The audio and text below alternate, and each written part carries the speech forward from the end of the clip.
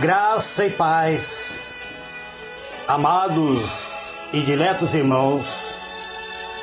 Aqui quem vos fala é presbítero Gregório, de Campo Grande, Mato Grosso do Sul, trazendo mais um pedacinho do maná dos céus.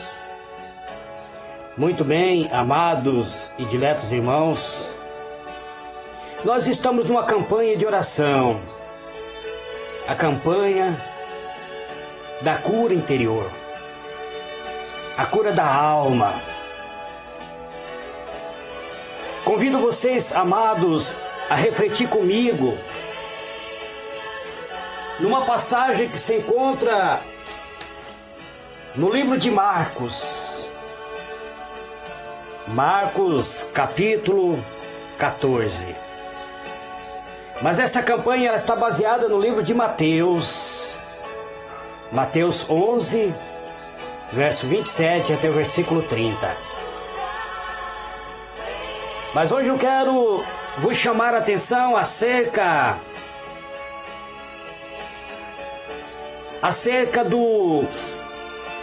da oração do Senhor Jesus no Getsêmani. Marcos 14, 32. E foram ao lugar chamado Getsêmani, e disse aos seus discípulos: assentai-vos aqui enquanto eu oro.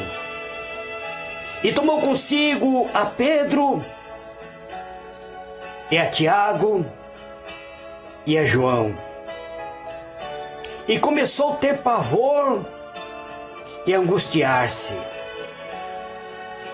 E disse-lhe: a minha alma está profundamente triste até a morte.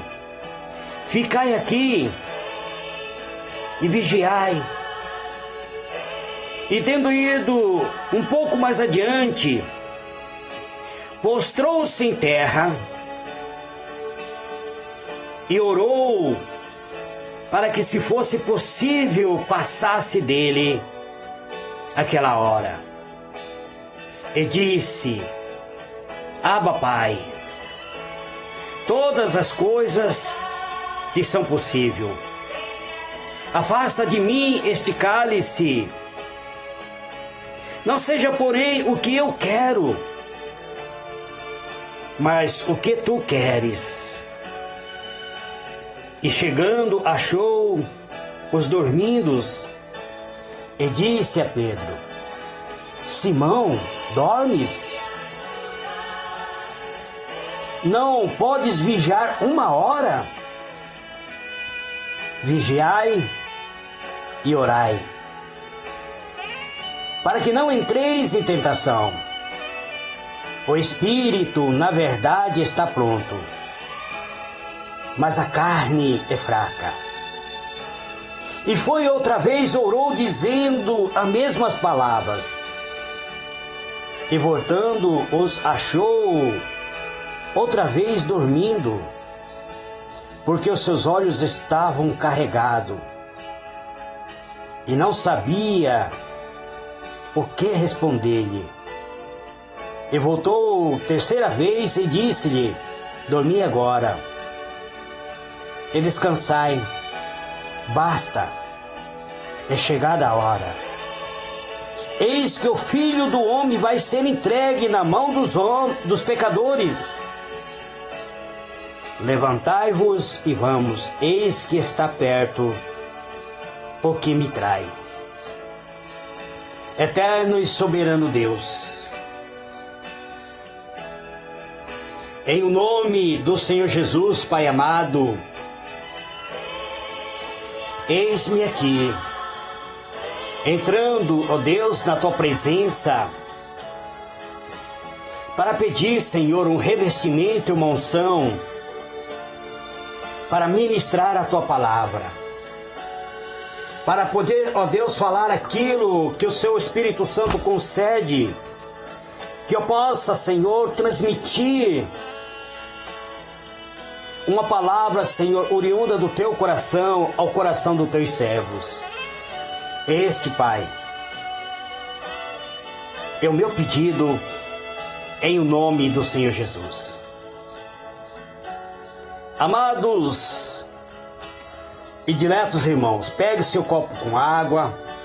Após a ministração da palavra, estaremos orando e buscando a Deus, pedindo a Deus que unja esta água.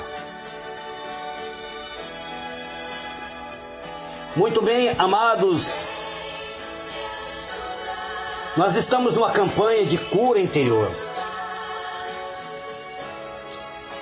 E nós vemos aqui que eu já havia dito antes, em algumas passagens e algumas ministrações minhas, que o próprio Senhor Jesus sentiu angústia em sua alma. E nós vemos o Senhor Jesus falando: a minha alma está triste. Se nós lermos o livro de Lucas, nós veremos que Lucas, o doutor amado, ele relata que o Senhor Jesus orou tão intensamente que o seu suor tornou-se em gotas de sangue e escorria até o chão. Lucas, sendo médico, foi o único escritor que relatou esta particularidade.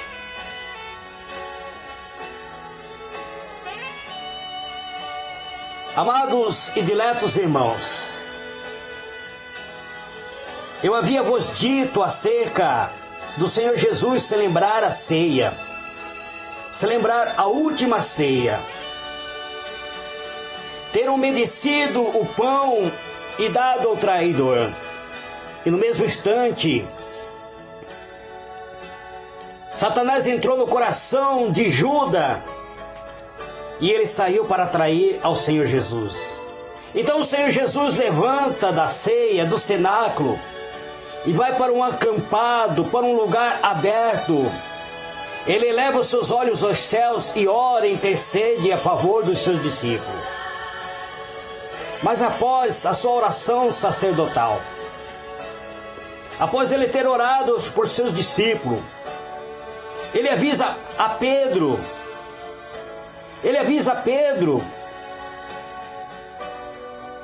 que era chegado o momento, de que todos os seus discípulos iriam abandoná-lo. E Pedro, ele diz: ainda que todos se escandalizem, nunca, porém, eu te abandonarei. E agora o Senhor Jesus leva os seus discípulos para o jardim do Getsêmani. E lá ele vai orar e buscar a Deus. O alimento e a bebida ingerida por Cristo na última ceia foram importantes para sustentá-lo. Os seus algozes não lhe daria pão nem água durante o seu tormento. Sabia o que lhe esperava. Por isso, ele nutriu-se calmamente para suportar o desfecho da sua história. Após a sua oração sacerdotal, foi sem medo. Ele foi sem medo ao encontro dos seus algozes, dos seus opositores. Ele foi entregar-se espontaneamente. O Senhor Jesus procurou um lugar tranquilo, sem assédio da multidão, pois não desejava qualquer tipo de tumulto ou violência. Não queria que nenhum dos seus corresse perigo, preocupou-se até mesmo com a segurança dos homens encarregados em prendê-lo. Pois vemos que o Senhor Jesus censurou o ato agressivo de Pedro ao ferir um dos soldados. O Senhor Jesus era tão dócil que por onde ele passava, florescia paz. Nunca a violência havia se manifestado no coração do Mestre. Os homens podiam ser agressivos com ele, mas ele não era agressivo com ninguém. Uma dor havia invadido a alma do Senhor agora no Getsemane. Mas ele ainda assim mesmo permanecia tranquilo. A tranquilidade invadia o ambiente em que transitava. Será, amados, que onde estamos, onde vivemos, criamos um ambiente agradável, um clima de tranquilidade aos nossos redores? Será que nós somos capazes, amados, de criar uma atmosfera de paz? Será que somos capazes de evitar a irritação, a tensão? O amor que Jesus sentia pelo ser humano levava a protegê-lo, levava a proteger a cada um dos seus servos. O Senhor chegou a amar esses seus seguidores. A Bíblia diz que ele amou de uma maneira absurda. Ele amou inclusive os seus próprios inimigos. Amados, nós somos, muitas vezes, nós somos cheios de complexidade, somos pessoas muito cheias de não me toque. E vimos que o Senhor Jesus agora, ele está a caminho do Getsemane. Getsemane significa azeite. Getsemane significa presença da graça, presença do Espírito Santo. Getsemane é aquele jardim, aquele local escolhido por Cristo. E lá no Getsemane, aquele homem doce e gentil começaria a ser ferido, esmagado pelos seus inimigos. Seu drama seguiria por praticamente a noite toda. Praticamente não, seria durante a noite toda. O Senhor Jesus seria torturado. Percorreria o dia e terminaria com seu corpo em uma cruz. Apesar, amados irmãos, de todos os seus discípulos irem com ele para Getsemane, Jesus chamou, em particular, Pedro, Tiago e João, para revelar não o seu poder, mas a sua dor, o lado mais angustiante da sua humanidade. Quantos de nós, amados, quantos de nós, muitas vezes, precisamos de um ombro amigo, precisamos de alguém que nos conforte no momento mais difícil da nossa vida. Quantos de nós muitas vezes sentimos a dor na nossa alma, a angústia que invade o nosso peito? Olhamos para um lado, olhamos para o outro, buscando o apoio dos nossos amigos e muitas vezes não encontramos. O Senhor Jesus pegou seus 3 íntimos amigos, João, era aquele que sempre se encostava no ombro de Jesus. Pedro era aquele que dizia que jamais abandonaria Cristo. Tiago era o próprio irmão do Senhor Jesus, irmão de carne, de sangue, como diz, pois havia nascido da sua própria mãe.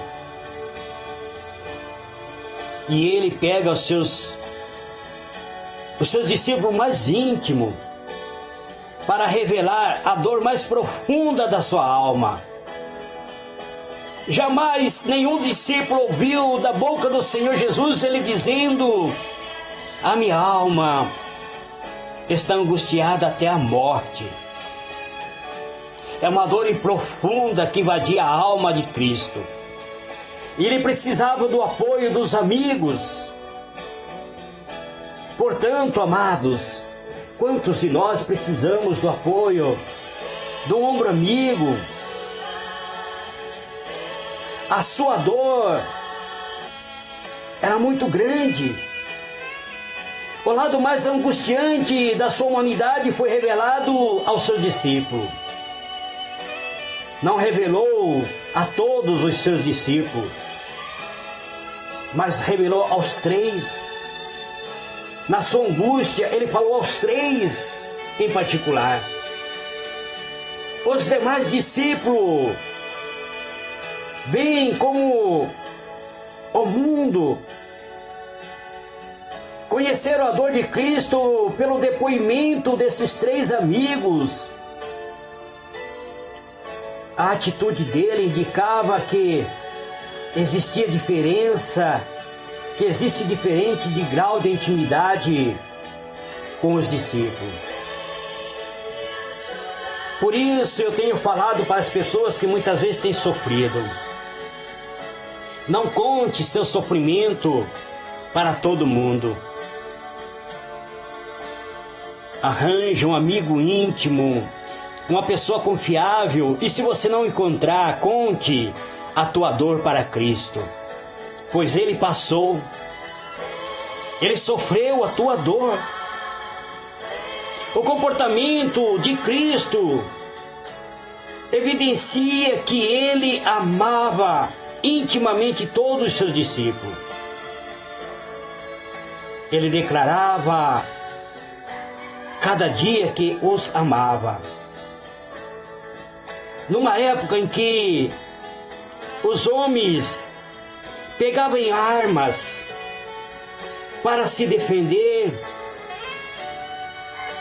em que havia escravo por toda parte, e as relações sociais era uma relação de frieza, aparece o Senhor Jesus, um homem comum, cujos lábios não se cansava de dizer: amai-vos uns aos outros, assim como eu vos amei. Muitos de nós, amados irmãos, somos incapazes de abrir os nossos lábios e falarmos até mesmo muitas vezes para os nossos próprios familiares que o amamos. Quantos pais muitas vezes não tiveram um tempo, uma oportunidade de dizer aos filhos: filho, eu vos amo. Quantos pais se desgastam para acumular fortuna, para acumular dinheiro, gasta toda a sua energia, muitas vezes, levanta pela madrugada e chega ao anoitecer cansado, e não dá um gesto de carinho, de atenção para os seus familiares. Ontem, uma irmã entrou em contato comigo e disse: presbítero, eu sou casada há 18 anos.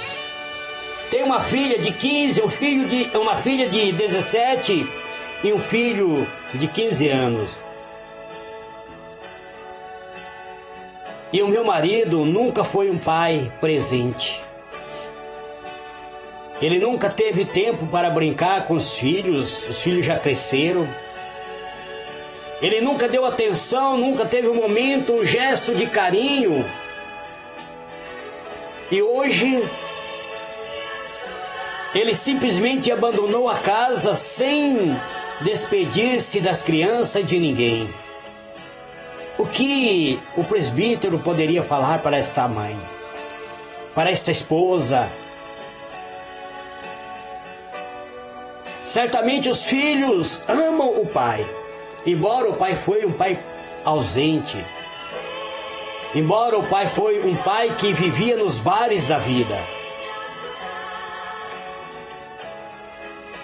A única coisa que eu posso fazer por esta esposa abandonada, pelos esses filhos abandonados, é orar. Orar e apresentar a Deus. Pois Deus sabe todas as coisas. Amados e diletos irmãos, Jesus estava prestes a ser preso. E ele caminhava, ele foi para um lugar um lugar calmo. Ele foi diferente daqueles que poderiam ter escolhido o deserto.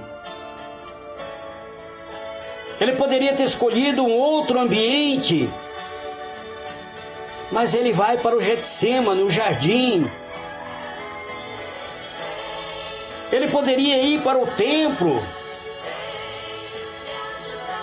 Mas ele vai para o jardim do Getsêmani. O Getsêmani é um jardim, no jardim começou o seu intenso inverno existencial. Não havia um lugar melhor onde ele pudesse ser preso. Nós temos visto as pessoas fugindo muitas vezes quando está prestes a ser preso, se escondendo. Mas Jesus não. Ele foi para um lugar onde todos sabiam que era o seu lugar particular de oração. Todos sabiam que ali era o retiro espiritual de Cristo. E ele vai para o Getsêmani, para o jardim. E ali começa o seu inverno existencial. Ali ele se angustia até a morte. Ali ele soa gotas de sangue. Não havia lugar melhor onde ele pudesse ser preso. Aquele que fora o mais excelente semeador da paz, tinha de ser preso no lugar de paz, no jardim, e não no aridez do deserto. O jardineiro da vida que semeava flores aos corações, o jardineiro da sabedoria, da tolerância, foi preso no jardim do Getsêmani, um lugar de paz. Eu já disse que Getsêmani significa azeite, o azeite produzido, que são aqueles que curam as feridas. Lá no Getsêmani, aquele homem gentil, aquele homem que semeava a paz, foi preso, foi traído por um dos seus seguidores, por 30 moedas de prata. Ele, o traidor, entregaria o seu mestre amado.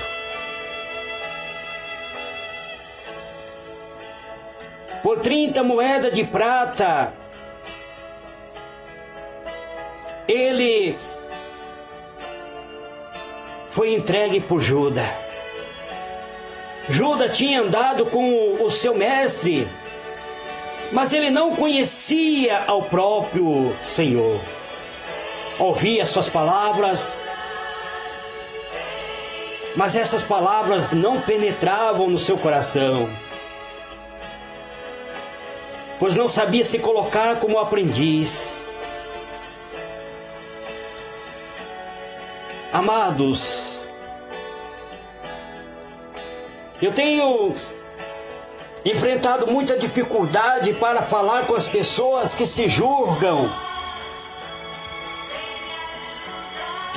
ser muito sábio, que não aceitam a ministração, que as suas verdades são as únicas verdades, que acham que conhecem todas as coisas. E Judas parece que nunca se colocou na condição de aprendiz. E por 30 moedas de prata, que era, na época, o preço de um escravo, o Senhor Jesus foi vendido, foi traído. Nunca, amados irmãos, alguém tão grande foi traído por tão pouco. O homem que abalou o mundo foi traído pelo preço de um escravo.